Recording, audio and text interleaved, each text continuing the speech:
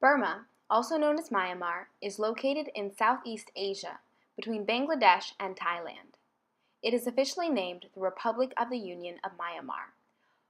With a trying history of British annexation, World War II invasions and occupations, as well as a shockingly gross history of human rights abuses, Burma now finds itself recognized as a pariah state. Between the years of 1962 and 2011, the Burmese people were suppressed by a military junta, which, regardless of the international condemnation and sanctions provided, steadfast in its hold over the country. It all began in August 2007, while Burma was at the will of the military junta. The government had made a decision to remove fuel subsidies in the nation. Subsidies are a sum of money granted by the government to assist businesses and persons for the purpose of keeping the price of a certain commodity down. In this case, that commodity was fuel.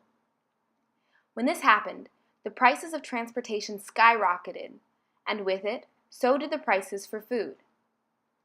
The first to act was the 88 Generation Student Group, a pro-democracy movement which was mostly comprised of former political prisoners.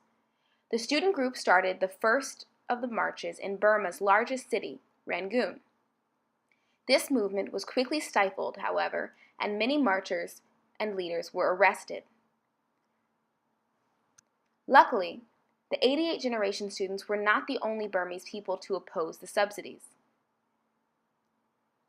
When their regime faltered, an association of monks in Burma began to step up and keep the demonstrations rolling. On September 5th, hundreds of Burmese monks initiated a march in the streets of Pakokku, chanting words of love and kindness toward all human beings. During the march, all monks wore their traditional uniform of saffron robes, hence the name Saffron Revolution. Thousands of civilians came out to support.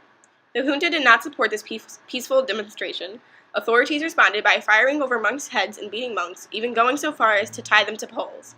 In the Buddhist faith, physically disrespecting or assaulting a monk is one of the greatest sins.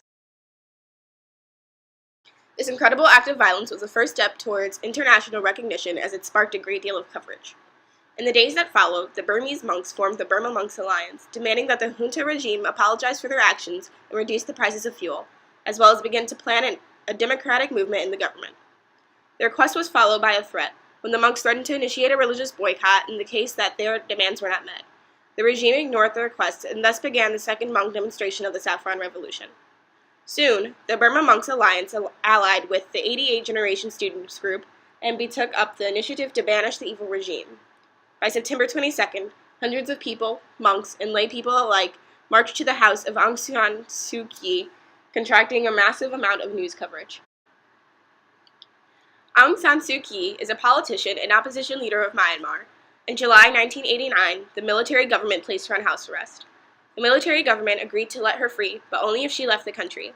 Ms. Kyi refused to leave the country until it was returned to a democracy, a civilian government with the interests of its people in mind. After living abroad for a while, she returned to Burma after hearing about the slaughter of many peaceful protesters and monks. She spoke out against dictator U Win, and she started a nonviolent movement and struggle for human rights and democracy in Burma. Ms. Kyi was affiliated with the National League for Democracy, which won 80% of the seats in parliament that were contested in 1990. Despite these results from the election, the military government completely ignored what the majority of people in Burma wanted for their country. In 1995, she was released from her house arrest, but she was prevented from traveling outside of Rangoon. She once again became a member of the National League for Democracy. From 2000 to 2002, Ms. Kyi was once again placed under house arrest by the junta for attempting to travel outside of Rangoon. And again in 2003, she was placed under house arrest following problems between the National League for Democracy and the pro-government demonstrators. She's played an important role in the Saffron Revolution and fighting for democracy and human rights in Burma. At this point, the junta regime was fed up by the demonstrations, and on September 25th, the junta crackdown began. On September 25th, a stream of violent actions came to fruition in the form of tear gas, rubber and live bullets, beatings, and mass arrests, for the purpose of halting the demonstration. Soldiers went as far as to raid monasteries for monks who had participated in the marches. Many monks were forcibly disrobed. During this crackdown, bystanders took advantage of the horrific visuals by recording them and putting them onto the internet. This was probably the most progressive action that the persons of the revolution acted upon. The Internet is a major platform for sharing information and allows revolutions and demonstrations such as the Saffron Revolution to gain international attention. The revolution earned so much awareness that Burma's regime cut off all access to Internet and mobile phone connections on September 26th. This lasted for about 2 weeks. Regardless of the Internet blockage, the international community was sufficiently exposed to the incredible violence transpiring within Burma. Soon after, sanctions and international condemnation began to emerge. It was not enough, however. The military junta refused to waver from its ways. Unfortunately, the demonstrations did not accomplish what they sought to do. This is most likely because of 3 reasons. First of all, there was a lack of media coverage in the international community and thereby a lack of international response. Second of all, the military junta was willing to go to incredible lengths to preserve the power that they held. And third, the organizers of the movement were not able to remove enough of the government's pillars of support. Pillars of support is a phrase that Gene Sharp used to ultimately articulate the institutions and organizations that support and sustain the governmental power. The idea of pillars of support implies that the power of the government does not stem from the leaders, but instead from the people. Leaders would not be able to lead if not for the compliance of the people.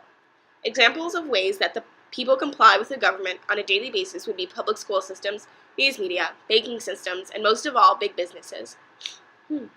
This also includes police and military, as well as the judicial system. To attack these pillars of support, the masses pull out of them and no longer give them attention, thereby delegitimizing them and evoking an imbalance of power between the people and the government. Though this movement failed, it brought to fruition perhaps a new societal functional behavior.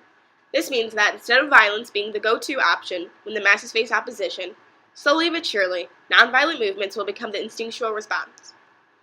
Since the Saffron Revolution, small groups of activists have not only sought to revive the revolution, but also start new ones. Such groups as the Generation Wave support slogans such as change, new government, and freedom from fear. Though the waters are rough for the people of Burma and all those immigrating from Burma and into countries such as Thailand and Bangladesh, as nonviolent movements prevail, the future may bring a new regime.